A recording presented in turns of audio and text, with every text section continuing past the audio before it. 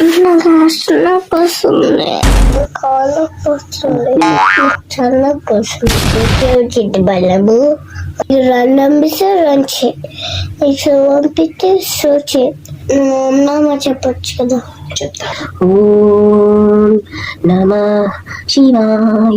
Normal డేస్లో కిడ్స్ని deal చేయడం కొంచెం పర్వాలేదు, but when they feel sick అసలు నిజంగా వాళ్ళని డీల్ చేయడం చాలా కష్టం అవుతుంది. ఎందుకంటే ఇప్పుడు నేను కూడా సిక్ అయ్యాను బికాస్ ఆఫ్ నా పాప వల్ల. Cold and cough, I also got that.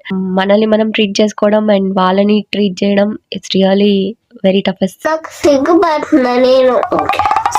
Mummy నాకు నువ్వు Hema. Hi, welcome to Anshi UK diaries. Generally ఇక్కడ అపాయింట్మెంట్స్ అంత తొందరగా దొరకవు. దొరకాలంటే ఎమర్జెన్సీ అయి ఉండాలి. అది మనకు అనిపించకూడదు, వాళ్ళకి అనిపించాలి. అందుకని we have booked an emergency appointment. లేకపోతే రేపు ఎల్లుండి సాటర్డే సండే కాబట్టి మళ్ళీ మనకి అపాయింట్మెంట్స్ లేట్ అయిపోయింది. యాక్చువల్లీ 10:25కి అపాయింట్మెంట్ ఇచ్చారు, 10:23 అయిపోయింది. సో ఏమన్నారంటే డాక్టర్ చెస్ట్ ఇన్ఫెక్షన్ అన్నారు.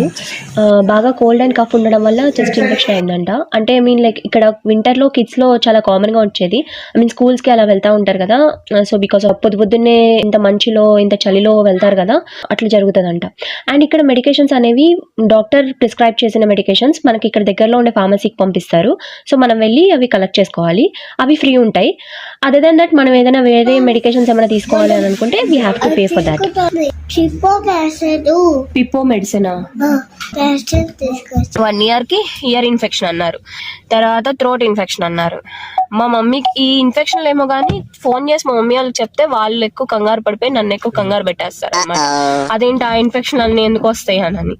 ఇంకేమైనా చెప్తారేమో అని నేను ఎక్స్పెక్ట్ చేస్తే చెస్ట్ ఇన్ఫెక్షన్ అన్నారు. నాకు ఒక నిమిషం డైజెస్ట్ అవ్వలేదు అనమాట. చెస్ట్ ఇన్ఫెక్షన్ ఏంటి అని చెప్పి నేను ఇస్ ఇట్ సీరియస్ అని అంటే no it's not serious and చాలా కామ్ గా ఇట్స్ నాట్ సీరియస్ అని చెప్పన్నారు అనమాట. మనం అంత కంగారు పడుతూ ఉంటే వాళ్ళేమో ఇట్స్ ఓకే క్వైట్ కామన్ అని అంటారు కదా, దాన్ని ఎలా తీసుకోవాలో కూడా అర్థం కాదు. అంటే డాక్టర్స్ అంటే అలానే చెప్తారు, పేరెంట్స్ అంటే ఇట్లానే భయపడతారు. యాక్చువల్లీ పొద్దున్న నుంచి లిటరలీ ఏమీ తినలేదు. ఇప్పుడు ఈ యాంటీబయాటిక్ వేయాలంటే నేను ఏమైనా పెట్టాలి. So she have to eat. But she won't eat. She have to తినాలి కదా నాన్న.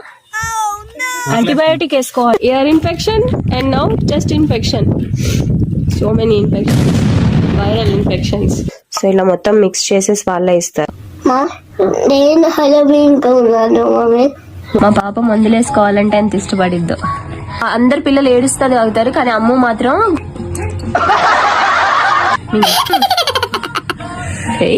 Please subscribe to our channel. Thanks for watching.